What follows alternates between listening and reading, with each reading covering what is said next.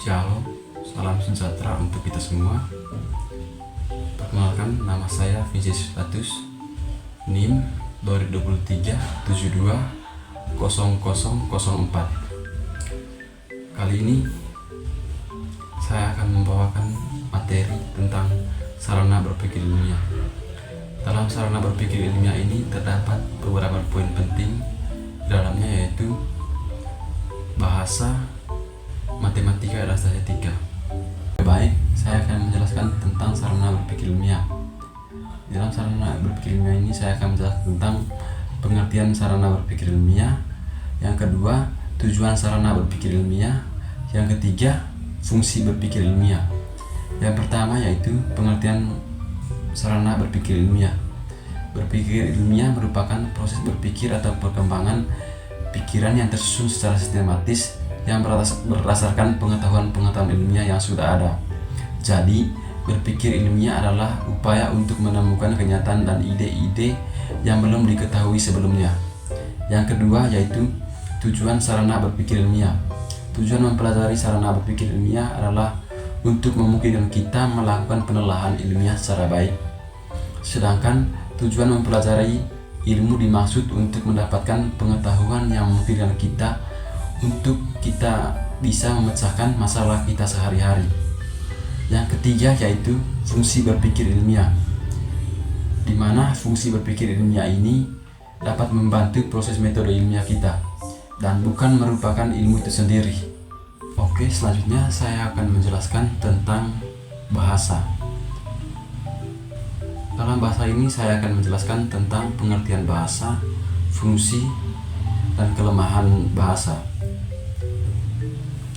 Yang pertama yaitu pengertian dari bahasa.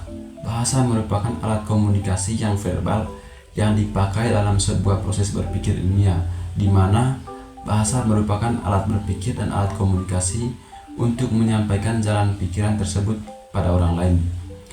Bahasa dapat berupa bahasa tubuh seperti senang, marah, atau bahasa isyarat yang merupakan lambang bunyi atau tergantung kesepakatan. Yang kedua yaitu fungsi. Di dalam fungsi ini terdapat 3 poin, yaitu simbolik, emotif, dan afektif. Simbolik yaitu memungkinkan kita untuk membantu manusia mendeskripsikan sesuatu melalui simbol-simbol berperan penting dalam komunikasi ilmiah. Yang kedua yaitu emotif. Emotif ini memungkinkan kita membantu manusia untuk mengekspresikan perasaan atau berperan penting dalam komunikasi estetik. Yang ketiga yaitu afektif. Afektif ini memungkinkan kita untuk membantu manusia menyatakan atau memperlihatkan sifat. Yang ketiga yaitu kelemahan bahasa sebagai sarana berpikir ilmiah.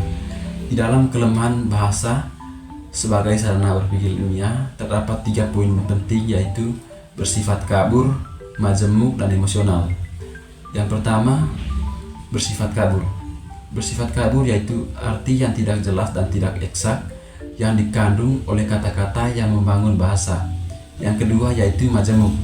Majemuk yaitu bahasa yang bersifat pluralistik atau sebuah kata kadang-kadang memiliki makna lebih dari satu atau beberapa kata yang memberikan arti yang sama. Yang ketiga yaitu emosional. Emosional ini dapat diartikan sebagai bahasa yang tidak lepas dari kaitan emotif dan efektif. Saya akan menjelaskan tentang matematika.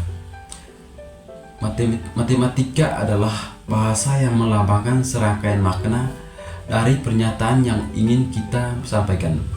Matematika memiliki kelebihan mengembangkan bahasa menarik yang memungkinkan kita untuk melakukan pengukuran secara kuantitatif. Sementara bahasa yang mampu mengemukakan pernyataan yang bersifat kualitatif. Sifat kualitatif dari matematika ini meningkatkan daya prediktif dan kontrol dari ilmu sehingga menjadi lebih cermat dan tepat. Matematika memungkinkan kita juga untuk melakukan pengukuran yang jelas untuk membandingkan tinggi dua buah objek yang berbeda, misalnya pohon jagung dan pohon mangga. Keempat yaitu statistika. Statistika merupakan sarana berpikir ilmiah yang diperlukan untuk memproses pengetahuan secara ilmiah. Sebagai bagian dari seperangkat metode ilmiah, maka statistika membantu kita untuk melakukan generalisasi untuk menyimpulkan karakteristik suatu kejadian secara lebih pasti dan bukan terjadi secara kebetulan.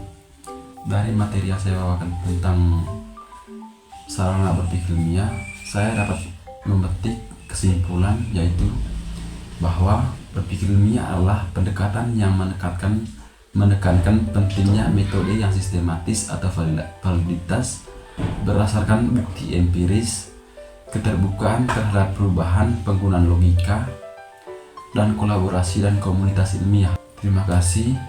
Itu saja materi yang saya bawakan tentang sarana berpikir ilmiah. Bila ada salah kata atau kekurangan, mohon maaf. Saya ucapkan terima kasih.